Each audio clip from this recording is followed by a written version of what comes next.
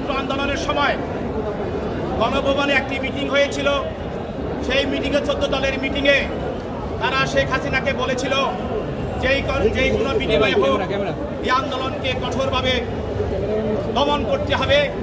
এর পরের দিন আমরা দেখলাম ছাত্র জনতার উপরে সমস্ত নির্দেশ আসলো। তাই এই হত্যার ষড়যন্ত্র, পরিকল্পনা এবং মদতদাতা এবং নির্দেশদাতা হিসাবে এই রাশেদ খান মেনন এবং হাসানুল হক ইনুকে এই মামলা, দুটি মামলা সম্পৃক্ত করা হয়।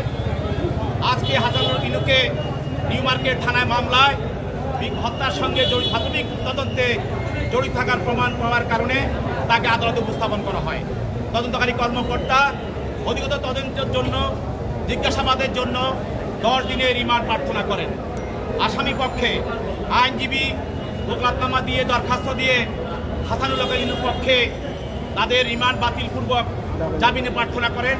বিজ্ঞ আদালত উভয় পক্ষের শুনানি অন্তে হাসানুল হক ইনুর বিরুদ্ধে 7 দিনের রিমান্ড মঞ্জুর করে।